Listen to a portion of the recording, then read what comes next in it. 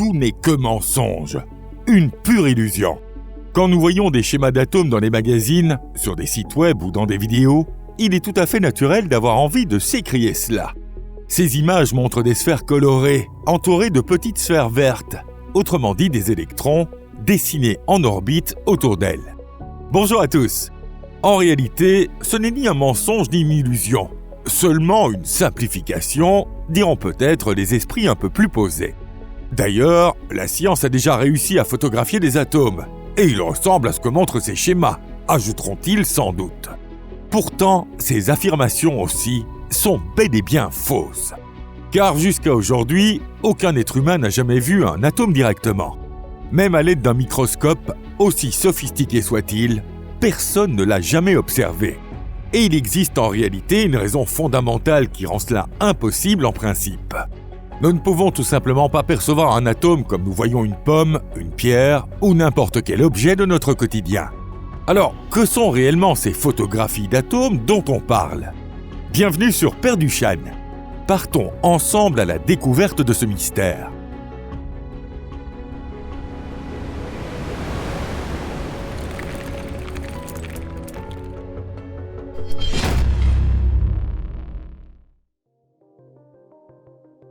Ce que vous voyez, ce n'est pas le monde, c'est la lumière.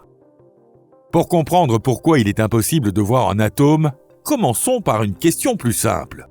Que signifie réellement voir ?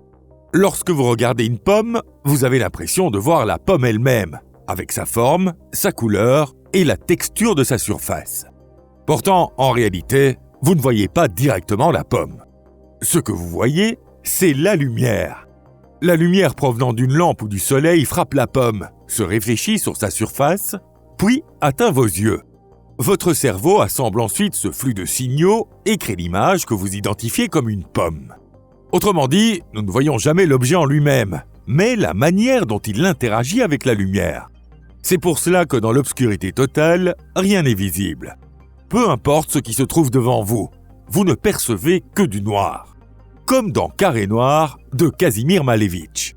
D'ailleurs, bien avant lui, l'humoriste Alphonse Allais avait créé une œuvre similaire, qu'il avait ironiquement intitulée « Combien de nègres dans une cave pendant la nuit ?»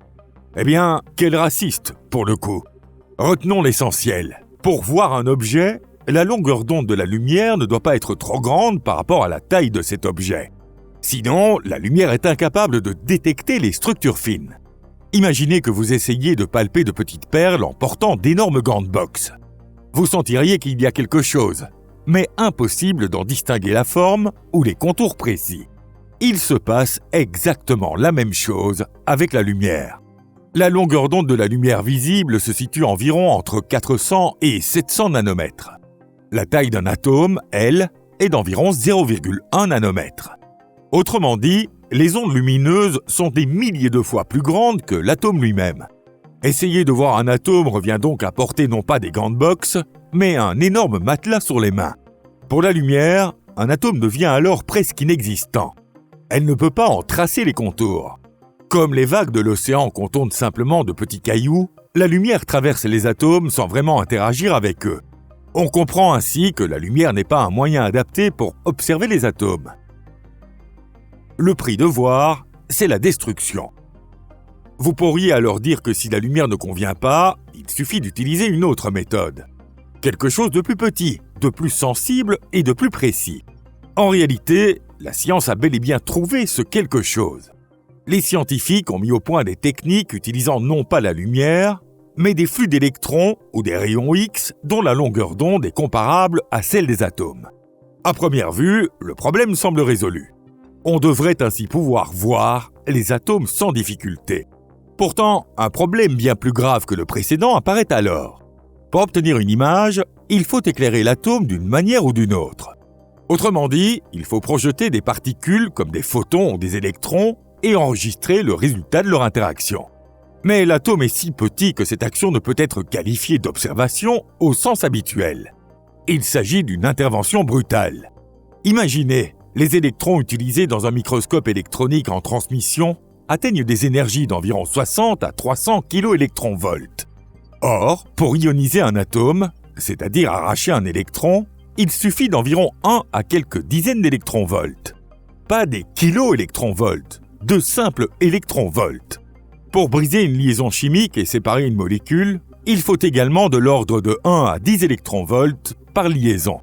Ce n'est que pour détruire un noyau atomique qu'il faut atteindre des millions d'électronvolts. Autrement dit, observer un atome avec des électrons revient à tirer un obus d'artillerie sur une maison pour savoir qui se trouve derrière le rideau. À chaque coup d'œil de ce type, des électrons risquent d'être éjectés, l'état de l'atome de changer, sa position de se déplacer, ou bien sa structure initiale d'être détruite. En d'autres termes, au moment même où vous pensez enfin avoir vu un atome, son état d'avant-observation a déjà disparu, et c'est vous qui avez modifié l'objet. Et ce problème ne peut pas être résolu avec des instruments plus délicats, car il s'agit d'une propriété fondamentale de notre univers. De voir à toucher. C'est pourquoi les scientifiques ont choisi une autre voie. Ils ont abandonné l'idée même de voir les atomes. Pour eux, une telle approche est bien trop brutale et conduit à leur destruction. Une nouvelle manière de penser est alors apparue. Si l'on ne peut pas voir, ne peut-on pas essayer de toucher ? Bien sûr, en touchant avec la plus grande délicatesse possible. Aussi surprenant que cela puisse paraître, les images d'atomes les plus précises aujourd'hui sont obtenues grâce à des dispositifs fonctionnant presque selon le même principe qu'une personne aveugle lisant le braille. Elle ne peut pas voir les lettres, mais en faisant glisser ses doigts sur la surface, elle reconstruit une image mentale à partir de minuscules reliefs. C'est pratiquement la même chose que l'on fait avec les atomes. Les scientifiques utilisent une sonde extrêmement fine, dont la pointe se termine par un seul atome. Cette sonde est approchée de la surface à une distance comparable à celle des atomes eux-mêmes. C'est ici que la physique quantique entre en jeu. Entre la sonde et la surface apparaît un faible courant dû à ce que l'on appelle l'effet tunnel. Lorsque la sonde passe au-dessus d'un atome, le courant augmente légèrement, et lorsqu'elle se trouve entre deux atomes, il diminue. L'appareil enregistre ces infimes variations tout en balayant la surface pas à pas. Puis, un ordinateur reconstruit une image à partir de ces données. Ainsi, ce qui apparaît à l'écran n'est pas une photographie d'atomes. C'est une carte, une reconstruction, une traduction de mesures physiques en une forme compréhensible pour l'œil humain. Et donc, par définition, ce n'est pas une photo. En réalité, nous ne voyons pas les atomes eux-mêmes, mais la manière dont ils interagissent avec une sonde extrêmement fine. À l'échelle atomique, la science cesse de traiter des objets comme quelque chose que l'on peut voir et s'intéresse plutôt à leur comportement. Une réalité colorisée. Examinons maintenant une autre illusion. Lorsque vous ouvrez une revue scientifique ou regardez une vidéo, vous voyez souvent des atomes représentés avec des couleurs vives, comme l'or, le bleu ou le rouge. Les électrons, étrangement, sont souvent dessinés en vert. Les protons sont en rouge et les neutrons en bleu clair. Des sphères bien nettes, une structure élégante, comme une miniature de l'univers lui-même. L'ensemble paraît très convaincant, presque comme une véritable photographie. Pourtant, si vous avez suivi attentivement jusqu'ici, vous avez sans doute compris que les couleurs n'existaient pas dans le monde microscopique. La couleur dépend de la manière dont un objet réfléchit certaines longueurs d'onde de la lumière. Or, comme nous l'avons vu, les atomes sont trop petits pour interagir avec la lumière visible, comme les objets du quotidien. Un atome ne devient ni rouge, ni bleu. Il ne possède pas de couleur au sens où nous l'entendons. Alors, d'où viennent ces images magnifiques ? La réponse est simple. Les couleurs sont ajoutées après coup. Les données obtenues par les scientifiques ne sont au fond qu'un ensemble de valeurs numériques. Il s'agit de cartes d'intensité de signal, de variation de courant ou de distribution de densité. Pour rendre ces données compréhensibles, on demande à l'ordinateur d'appliquer une règle simple, afficher les zones de signal fort en clair et les zones faibles en sombre. Parfois, différentes couleurs sont attribuées pour distinguer plus facilement les détails ou les types d'atomes. Ainsi, les couleurs ne sont pas une propriété des atomes, mais un outil pour rendre l'invisible plus lisible. Les scientifiques sont d'ailleurs transparents à ce sujet et parlent de fausses couleurs. Bien sûr, cela entraîne un effet secondaire. Nous finissons par croire que les atomes existent réellement sous forme de petites sphères colorées, alors que nous ne voyons encore une fois qu'une représentation visuelle simplifiée et non la réalité elle-même. Cela dit, nous ne considérons pas vraiment cela comme un problème majeur. Et vous, qu'en pensez-vous ? La dernière illusion. Nous arrivons maintenant au point le plus important. Même si l'on retire les couleurs et que l'on oublie toutes les belles visualisations, il reste en nous une conviction tenace. L'atome serait une petite sphère solide, avec des contours nets. Comme s'il existait une frontière claire. Jusqu'ici, il existe, au-delà, il n'existe plus. Pourtant, cela aussi est faux. La physique moderne montre tout autre chose. L'atome n'est pas une sphère, c'est un nuage. Et ce nuage n'a rien à voir avec un nuage ordinaire, léger et cotonneux. C'est un nuage de probabilité. Les électrons dans un atome ne suivent pas des orbites comme des planètes autour du Soleil. Ils n'ont pas de trajectoire définie. On ne peut pas affirmer « l'électron est ici à cet instant ». Il est plutôt comme diffus autour du noyau. Il est réparti dans tout l'espace. Les scientifiques décrivent cela en termes de zones où la probabilité de présence de l'électron est plus ou moins élevée. Et cette distribution, c'est précisément ce que l'on appelle le nuage électronique. Une conclusion encore plus étrange en découle. La fonction d'onde de l'électron n'a pas de limite nette et, en théorie, s'étend à tout l'espace. Ce qui signifie que la probabilité de trouver cet électron très loin de l'atome n'est jamais strictement nulle. Autrement dit, l'électron de l'atome que vous observez ici, sur cette table de laboratoire, pourrait même se trouver à l'autre bout de l'univers. Bien sûr, cette probabilité est extrêmement faible, mais elle n'est pas impossible.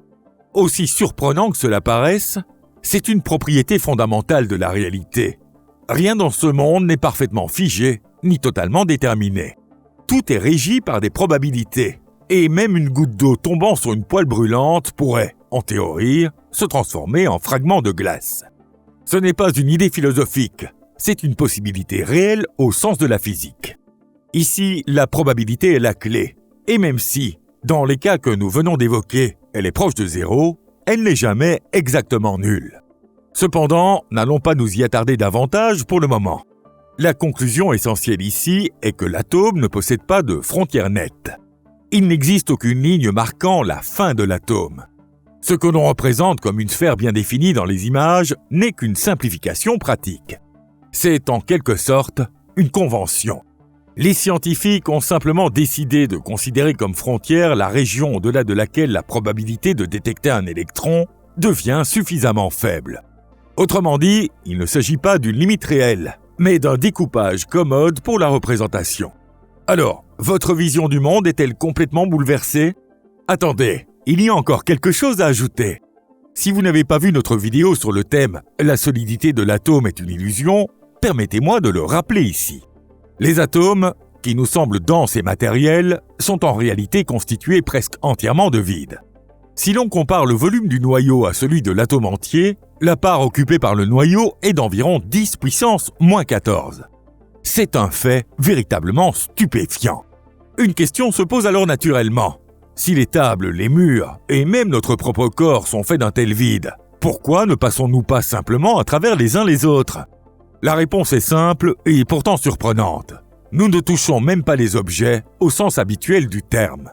Lorsque vous posez votre main sur une table, ce ne sont pas des particules solides qui entrent en contact, mais des nuages d'électrons qui se repoussent. Ce que nous percevons comme de la solidité n'est rien d'autre qu'une répulsion électrostatique. En fin de compte, il faut comprendre qu'un atome parfaitement défini et immobile est toujours une illusion. Qu'il s'agisse d'une moyenne issue de milliers de mesures ou de résultats d'un traitement de données, peu importe. Ce que nous voyons n'est qu'une traduction, rendue perceptible, des traces d'interaction.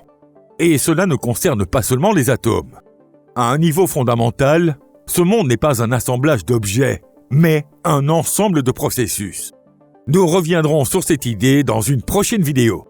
Si cette vidéo vous a plu, n'hésitez pas à laisser un like et à la partager avec vos amis. Merci de votre attention. À très bientôt. Au revoir.